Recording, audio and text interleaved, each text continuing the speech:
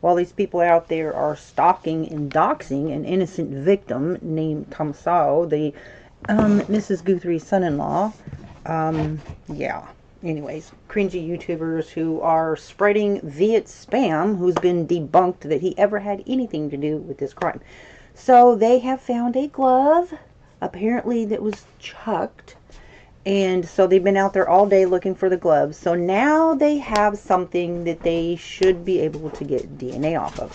Unless, now, if, say, for example, the person wore 2 sets of gloves, but regardless, it is high possibility that they're going to find this DNA. And how they're going to find the person now, they can match it to, basically, they can get DNA from Carlos if they want to, because he's not been ruled out. People are saying that he's ruled out. He's not. They just basically said they didn't have anything at that time to file charges. So he's not cleared. I just want to say that. And it doesn't matter if he was the person in the video or not, because they have, both the FBI and the investigators of the sheriff's department, they've all said that there's multiple people involved. For whatever reason, they haven't shared why or how they're saying that. It is definitely multiple people involved. It is not this guy here who was seen on the camera is the only one involved. That's not the situation, and they've clarified that. So they have enough information already that they haven't yet shared that they know that there are multiple people involved. Is it a terror group? Is it a terroristic group? I don't know, but they have cleared the family. It's not the family, so anybody trying to act like it is, well, they're going to look really, really silly for spreading those rumors and doxing those people. And I personally hope that they sue those people who are responsible for such egregious defamation online. But anyways, here's how they're going to find and pinpoint whose DNA is on the glove. Investigators found, this is reportedly, found a black glove today who was abducted from her Arizona home. So here are the key updates regarding this glove relating evidence. So there's the search teams got a black glove while hunting for the kidnappers. The FBI recently released the recovered Nest camera footage basically yesterday. Okay, and so it showed them wearing gloves, ski mask, backpack outside her home. So other evidence. They previously also found the trail of blood on the porch. Everybody pretty much knows about it if they've been following this case at all. And they did confirm that that conclusively belongs to the victim, Nancy Guthrie. And it also showed reported signs of injury. Now, the interesting thing about the blood trail is it doesn't say anything about whether or not there was blood inside the home. I mean, where was she exactly injured? It just kind of leaves that all up to speculation, that some are saying that she was actually injured at the door. But my personal opinion, if there's blood outside the door, then there's got to be blood inside the house, right? Common sense. However, they're keeping a lot of things close to their chest, if you will. Of course, that's the way it should be. I mean, in any given investigation, they have to control the information that's being disseminated. But anyways, I think there's probably blood on the inside of the house anyways. So, but I'm just mentioning that because that's part of the evidence that they already have. Okay, so then recent activity, there was the person who was arrested.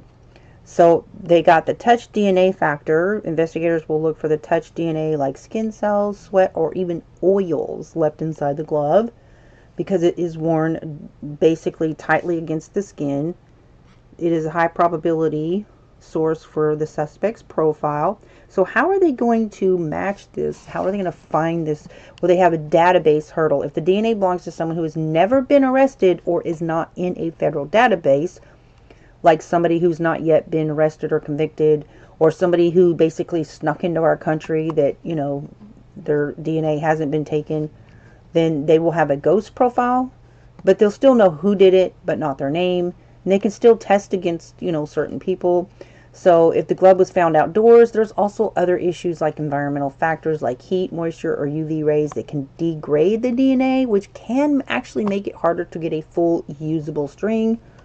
So then there's transfer DNA. So defense attorneys could argue secondary transfer, blah, blah, blah, blah. So here's what's next. The FBI's laboratory at Quantico will prioritize it. They'll extract the profile and run it. So here's the databases that they will be going after. So the Carlos you're referring to is a specific person of interest already on the FBI's radar, not cleared, although many people are acting like he is. He's not cleared. They just need a legal way to get his DNA, which they probably already have because they already searched his vehicle. They've already took his phones. They could have already easily got fingerprints, which if there's a fingerprint on the glove, then that would be one way. They don't even need the DNA. They can just use fingerprints, okay, to see if it matches that what was found inside the glove. Pinning process works in practice the direct comparison. They created the DNA profile from the skin cells inside the glove. They compare it directly to his DNA. But the CODIS search, this is where probably they're already started on. If they have a prior felony conviction, the silent match, they won't announce it immediately. They will keep the match secret so they can tell the suspect if they can lead them to her. Even if they still have what they need, they still desperately want to find Nancy.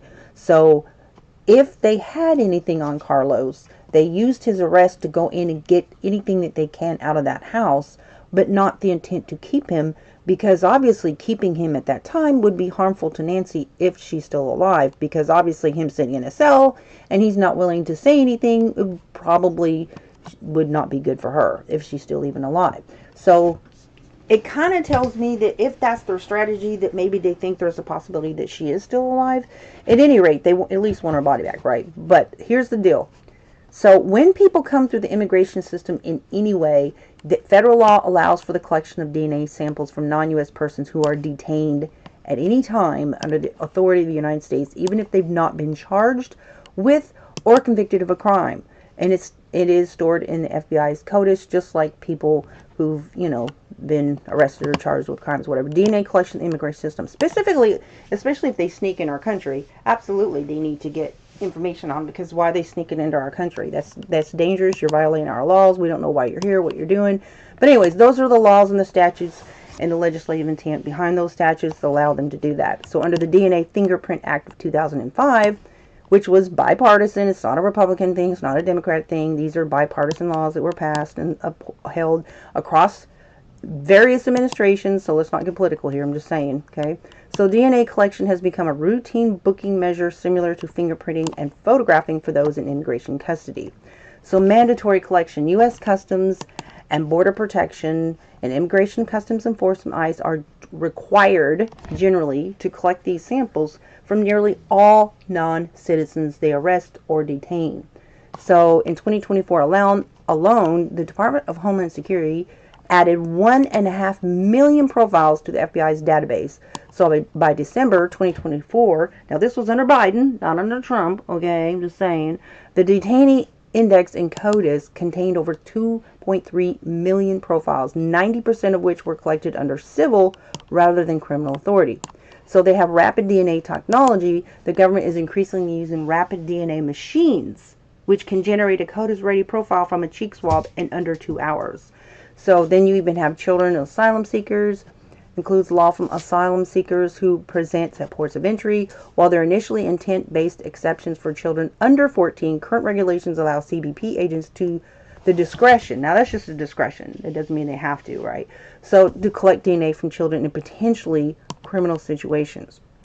So the Carlos suspect and investigation status as of today, investigators have specifically questioned a man named Carlos in connection with her disappearance.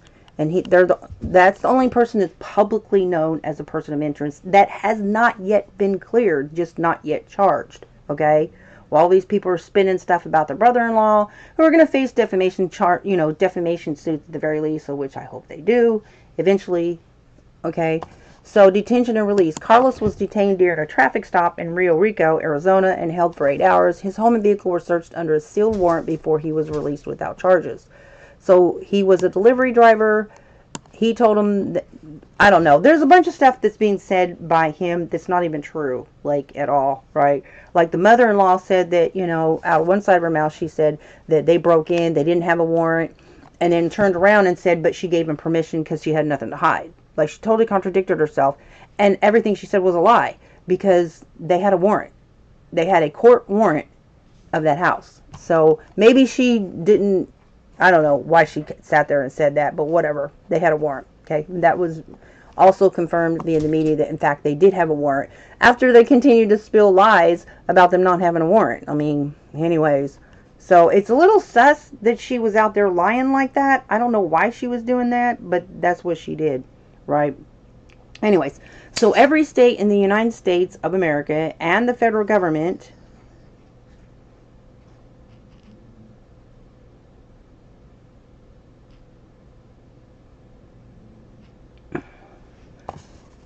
so any felony, all felony convictions, every state, almost every state, not every state, but almost every state, for all felony convictions, not just for arrests, but convictions, does require a DNA sample. Okay.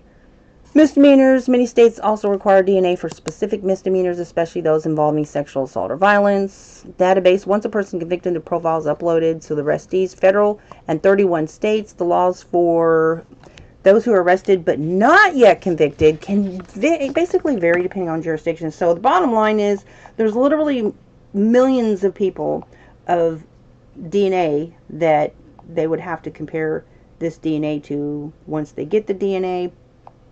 And so what I'm going to do is let's see how long it will take for them to get a match, right? Okay, so how do they compare? Is it by machine, and how long does it take? All right, that's where the stuff is really advanced. It's highly automated, but it isn't instant like it's portrayed on TV. Okay, so here's how it works. To compare the DNA from the black glove to a suspect like Carlos or a database, scientists use three main types of equipment. And basically, that is genetic analyzers, capillary electrophoresis. See, I've never even heard of that. It pushes the DNA through a tiny tube using electricity. Because different parts of a person's DNA have different lengths, they move at different speeds. So the machine uses a laser to read these fragments and turns it into a digital graph called electrophoregram. Rapid DNA machines. These are the all-in-one boxes about the size of a printer. You put a swab in, and about 90 minutes later, you will have a profile.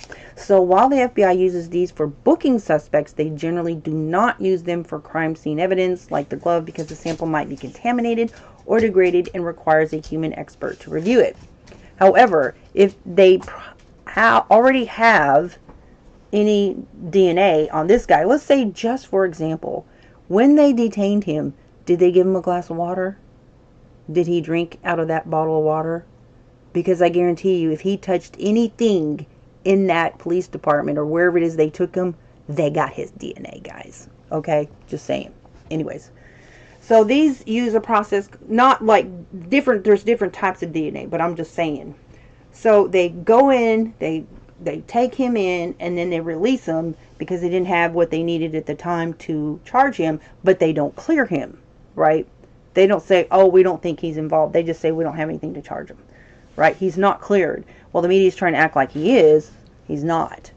Okay, so then you have your thermal cyclers. These use a process called PCR, polymerase chain reaction.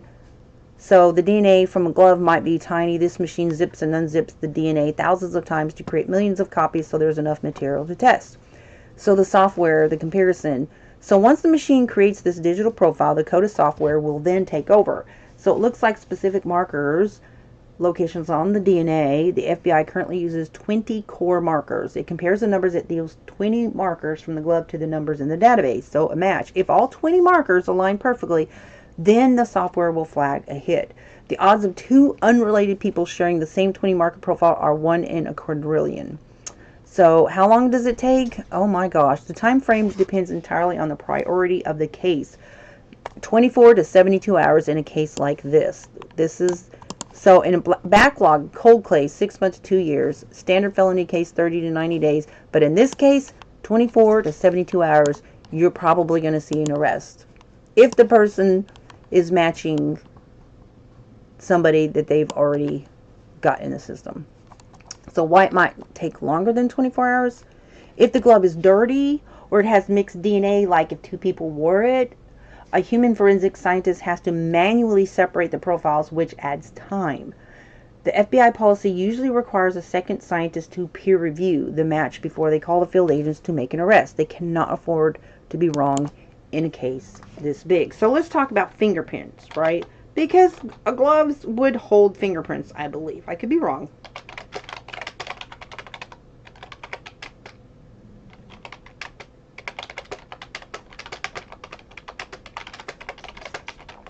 All right, so if there's any fingerprints on the glove, let's say they took one glove off and so they have a bare hand and then they take the other glove off. So it's possible that fingerprints can be recovered from gloves, okay? And so I'm pretty sure they're already analyzing that for both.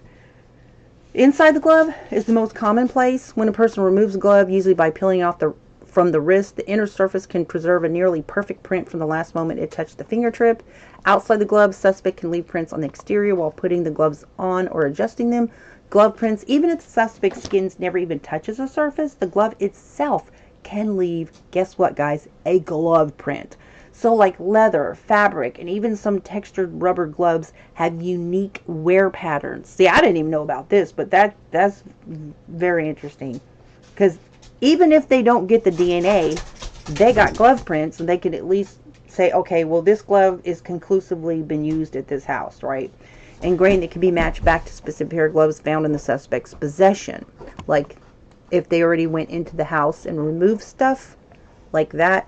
So anyways, how they recover them. They have high-tech methods to see these hidden latent prints. They call cyanoacrylate fuming, placed in a chamber with superglue fumes. I've heard of superglue being used before. The fumes stick to the oils and sweat from fingerprints, turning the ridges white and visible. Chemical dyes like anhydrine and gentian violet react with amino acids in sweats, turns prints purple or blue. Gel lifters for delicate surfaces like latex or vinyl, they use a special black gelatin sheet that can lift prints without destroying them, which is sometimes more effective than traditional powder. So they have confirmed they are awaiting results on multiple pieces of evidence, guys, not just the glove, including fingerprints and DNA. While the masked individual in the surveillance video appears to be wearing gloves to avoid identification, experts know it's nearly impossible not to leave some form of trace evidence behind. Okay then, so let's talk about what about Carlos when he was detained. They have covert ways of collecting a suspect's DNA. Offer him a drink, something they touch. I'm sure he touched a bunch of stuff when he was in there. They can get their While investigators have not officially confirmed obtaining a DNA sample from him, they have used several standardized and covert methods to collect during and after detention. So when an individual is detained or arrested, they have several legal pathways to secure a reference DNA sample. Booking procedures in federal system in many states, collecting DNA through a cheek swab is standard booking procedure similar to fingerprinting and photographing. Search warrants, if investigators have probable cause but do not have the legal authority to take a swab during booking, then they can later get a court-ordered search warrant to compel a suspect to provide one. Investigators often simply ask a person of interest for a voluntary swab. If the person agrees, their DNA can be compared directly to the crime scene evidence. Covert and indirect abandon. This is where, like, they could offer them a drink or something like that. Or even if they touched something in, like, say, you know, if they touched anything in, like, touched a chair, touched a table, then they can use that. If a suspect is released without providing voluntary or mandated samples, investigators can use abandoned DNA collection techniques. This involves gathering biological material from items a suspect has discarded in public or during their time in custody. Discarded items, police can collect DNA from objects a suspect touches or uses: cups, soda cans, water bottles, toothpicks, or cigarettes. So investigators can follow a suspect to wait for them to discard an item in public trash can. Like in Idaho student murders case, investigators obtained DNA from a piece of trash discarded outside the suspect's family home. Touch DNA. They can swab any surface that he has touched, such as doorknobs, steering wheels, to recover microscopic skin cells, sweat, or oils. So, anyways, on this ongoing He was detained during a traffic stop. It wasn't just like they pulled him over because maybe he didn't use a signal or something like that. No, they targeted him. I don't know why they keep saying traffic stop, because it was a targeted traffic stop. They went after him, right? So he reported that they asked for his name, birth date, social security number while questioning him about his whereabouts. And then he stood out on his porch and said they didn't ask him anything. They didn't question him. Like there wasn't even an interrogation is what he was presenting. And I'm like, well, I don't even know if that's true, but whatever. I'm sure they got what they needed, right? So they seized the cell phone and everybody else in the house's cell phone. They conducted court-authorized, guys. They had a warrant. They're lying. Why are they lying? Why are they out there lying and saying there wasn't any warrant? Because there was, okay? Why are they lying? Anyways, they shouldn't have. See, I would feel sorry for the lady if they accidentally, somebody had like, maybe they were like spoofed. Maybe they were swatted. Maybe they were targeted, because that could happen in a kidnapping case. They could say, oh, we saw her. She's over here. You know what I'm saying? And call in anonymously. And that could actually happen. I would feel sorry for them, right? That's horrible. But then she was lying. And I'm just like, okay, you done lost my trust completely, because you just stood there and said you're making, people to feel sorry for you, talking about they came in without a warrant. You fussed at them for coming in without a warrant. And they said they don't need one, and just a whole bunch of stuff. Then you turn around and said you gave them permission, and come to find out you lying because they had a warrant. So I'm like, oh, y'all lying. Now I'm looking at you like y'all sus, right? There's no excuse for that. You did not need to lie in this situation. And the media is lying with them. Oh, it is so sus, right? Anyways, they haven't officially named him a suspect, but they have not cleared him, guys. Anyways, so, okay, so would you like to check for any new updates on the analysis of items seized from the home? I don't know if they reported that, like, they seized several items. Now, they acted like he got everything back. They're like, okay, did you get your car back? Yeah, my car's right over there. But they were just acting like they had nothing. Like it was over. It was just like wrongly accused. And that is so not true. Why are it'd been better if he just went home and didn't say nothing. Right? But he went out there and ran his mouth. And yeah, anyways. So during the court authorized search that the mother lied about and said that there wasn't any warrant, which there was, the residence where Carlos was staying, the FBI's evidence response team and local deputies were seen removing several items for testing. There was mobile phones. We all know about that. Okay. They would be analyzing for GPS location to see if he was actually near the Guthrie home. And if they find evidence that he was there, all of those people who tried to give him a false alibi will be prosecuted with him. So, electronic devices. All electronic devices at the home were seized for forensic analysis to check for digital footprints, which will take some time. So, then there was clothing and gear. So, investigators took photos and searched for items matching the black mask, gloves, and backpack. But it doesn't say that they took anything. Status of the black glove match. So, a black glove that was recovered by the search team about 1.5 miles from Nancy Guthrie's home. The DNA link. If Carlos was covertly swabbed or provided as a sample, or they collected some touch DNA or something that he touched, maybe they offered him something to drink and he took it, then yeah, they got his DNA, right? So, law enforcement has not confirmed any match. Stated that while they have processed evidence from the scene, it's not resulted in anything indicating the suspect. Carlos' defense. He has spoken to reporters since his release, maintaining innocence. The eye match. The claims law enforcement told him they targeted him because his eyes resemble the eyes. But that at the same time, his mother-in-law is saying a completely different story, saying that the FBI told her that somebody called it in that she was there. And so I'm like, why are their stories like not even matching at all, right? He may not have been aware that while he was still detained, that she was out there saying those stories, and he just told a different story altogether.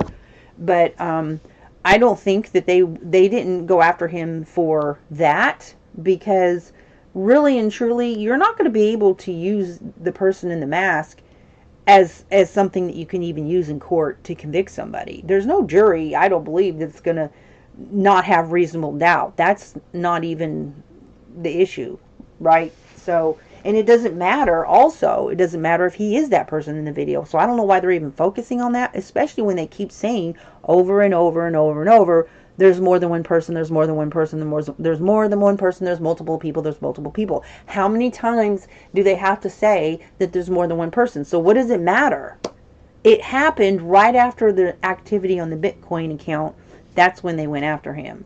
And it could have been that maybe there was somebody that called in saying that she was there, or they just used that as an excuse to get an emergency, you know, if they really thought she might have been there, just because they're just trying to find this woman, you know. But anyways, as a delivery driver, he admitted it's possible. Now, here's the interesting thing about this guy. He's putting himself on her property, okay?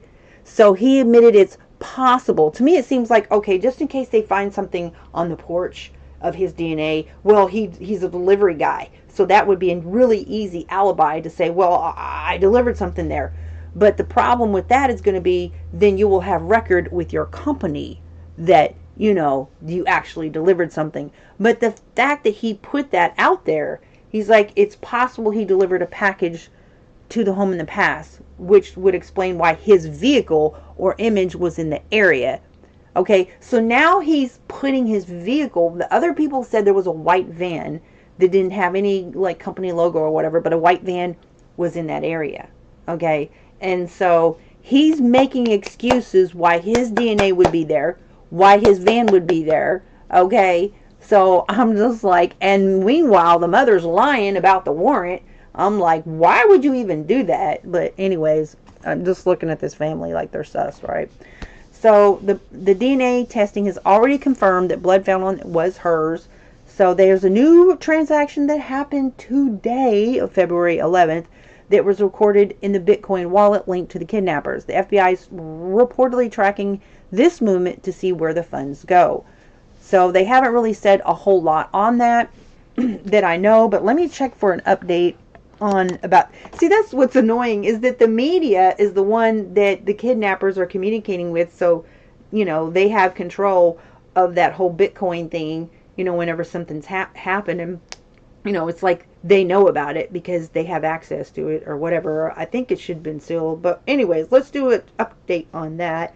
So is there, oh wait, whoops, is there an update on the Bitcoin info from today? They didn't really, it was kind of vague. They didn't really say a whole lot about the Bitcoin, but it's totally a traceable situation. So there was a mysterious deposit on Tuesday night. There was a small deposit of approximately $152. So somebody's using that Bitcoin wallet that is connected to the credible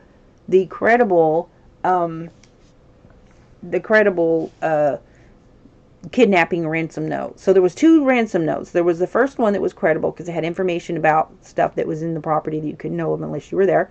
And then there was a hoax text messages to the family members, and that person's been arrested and charged and out on bond.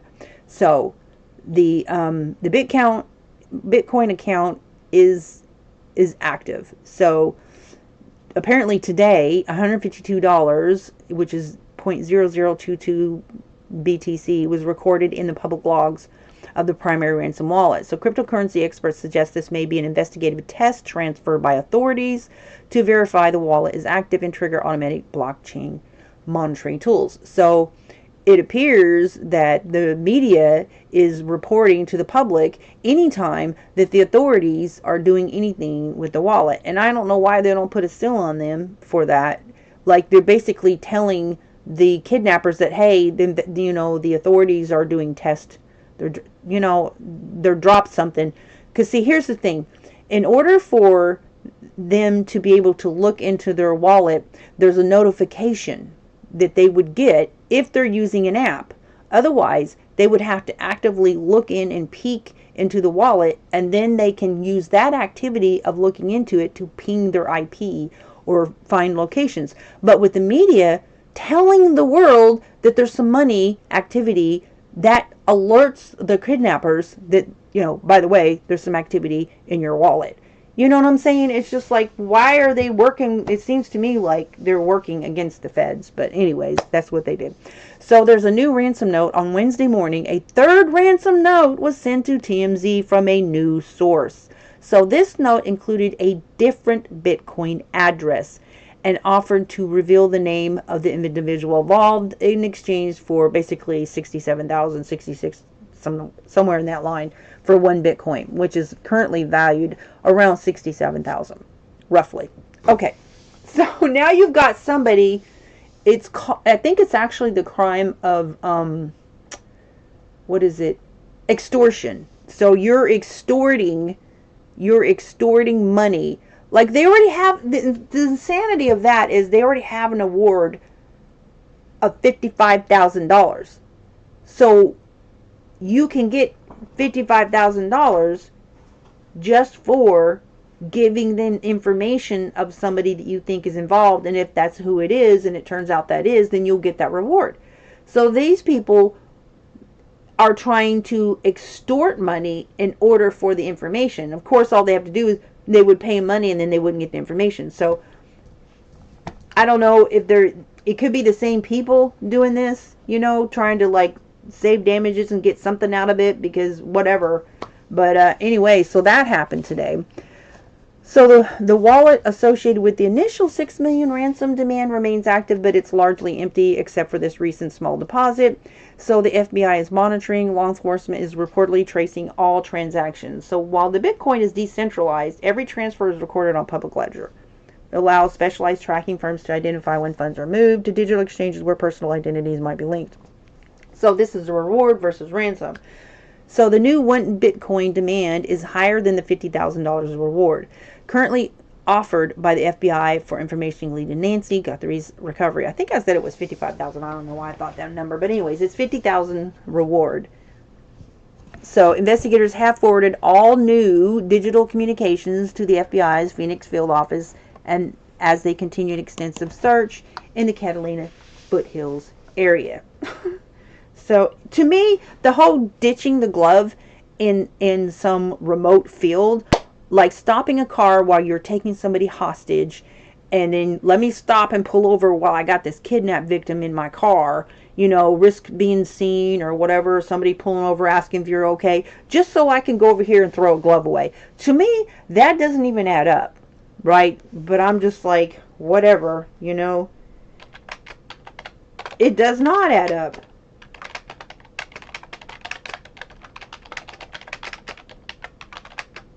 Injured and bleeding.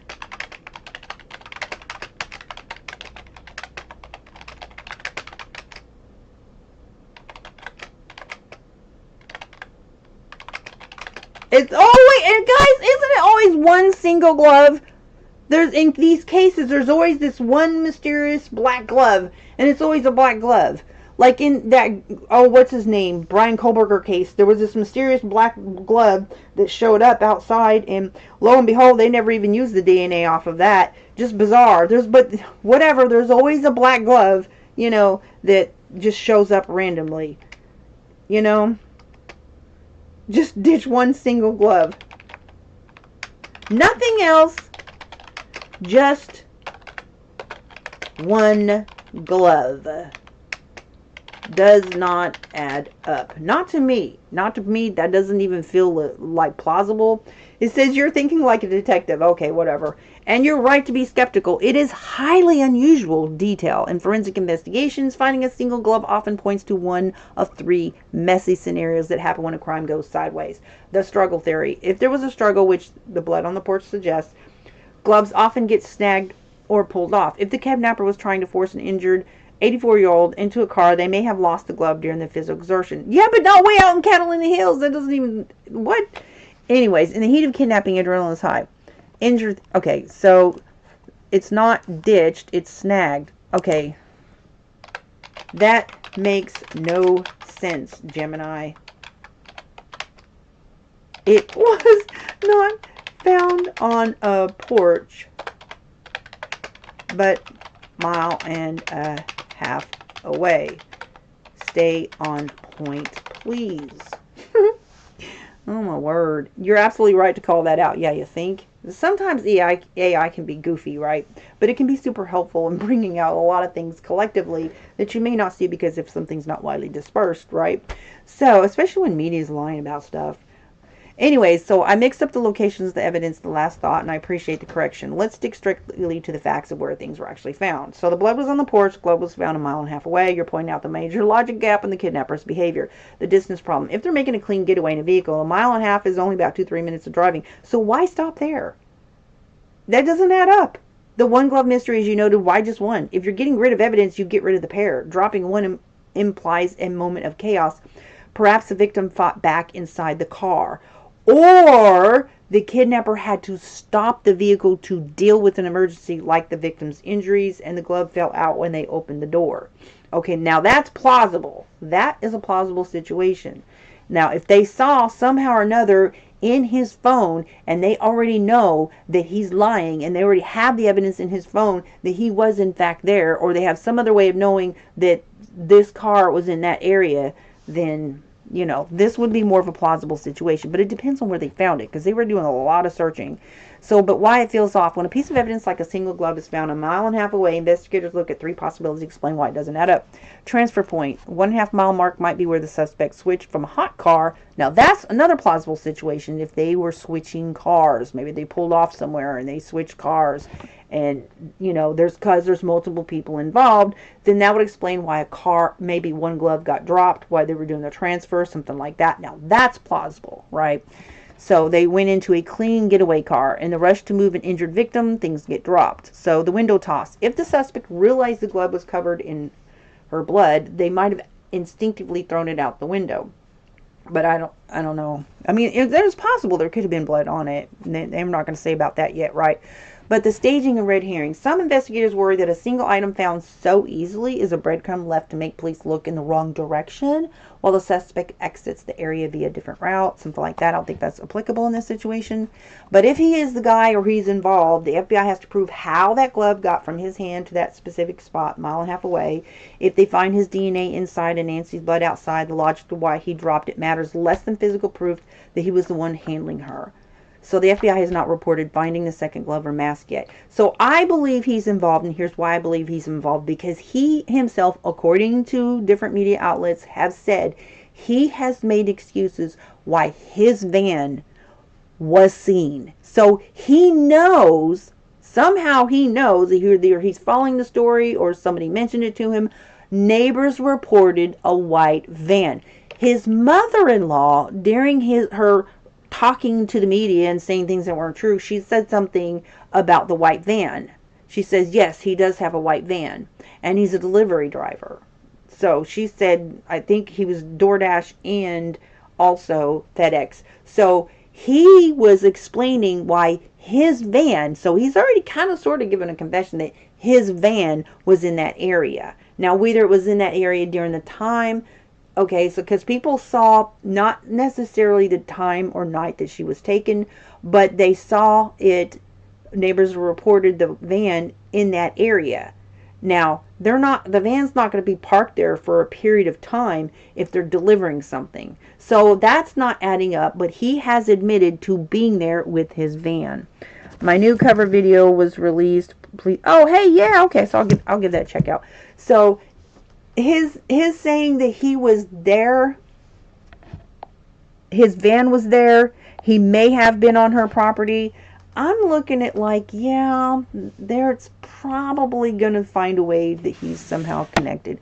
But it could possibly be that he's innocent and maybe he was spoofed or something like that, innocent until proven guilty. But I feel suspicious of them because of their behavior, because she went out there and lied to the media, said that they went in, they broke in, and they didn't have a warrant. Then she turned around and said she gave them permission because they have nothing to hide. All the while, she's lying. She's saying that, hey, they violated us, we're victims, they didn't have a warrant. And then she turns around as she's talking and she says, oh, I gave them permission because, like, we don't have anything to hide, right? She's deflecting. She's saying, listen, I feel nervous because, something really bad is happening. A lot of people are upset about this and we're not involved. And yet she's lying. because they had a warrant. And to me, that just blows my mind, because here's why. Because if she had admitted in the to the media that, yeah, they came here with a warrant, and I don't know how, that would have made them look worse. That, oh my gosh, somehow or another, this guy that I keep saying is very innocent, he's totally innocent, somehow or another they got a warrant. That would have made her less credible. And it seemed that she was consciously lying and deflecting about, she's trying to make her son look like they're not involved. And while she did that, she lied on the officers to the media and said that they didn't even have a warrant. And they did. They had a court-ordered search, is how that went down. And anyways, it was, an emergency situation because you have a kidnapped victim that they were trying to rescue, or whatever. So then she says that the FBI told her that they're there because, because somebody reported that she was there. And then he tells a completely different story, that the reason he was pulled over is because they told him that he looked like the guy in the video. And I don't believe they would have said that to him, because first of all, I'm not even sure he is the guy in the video. He could be, but it's really honestly too hard to tell, right? Some people have said the lips look similar. I do agree with that. Not sure about the eyebrows, but eyebrows can be trimmed, and so it doesn't matter. He doesn't even have to be the one in the video. But the fact that he's telling people that's what, so to me, in my mind, they're both lying. They're both saying things that are not even consistent with each other, and yet they're from the same household. So I'm just like, no way, man. They're telling stories, and it's ridiculous, right? Please give a like if you haven't already. Okay, so anyways, I just wanted to give this update on this case and just ask people that if you see stuff on YouTube where they're blaming the brother-in-law of Nancy Guthrie, please don't click on their video. Please avoid them, because I showed earlier in a video how basically they're lying. And I've got to go, guys. I hope you all have a blessed evening. I'll be on later tonight. Bye.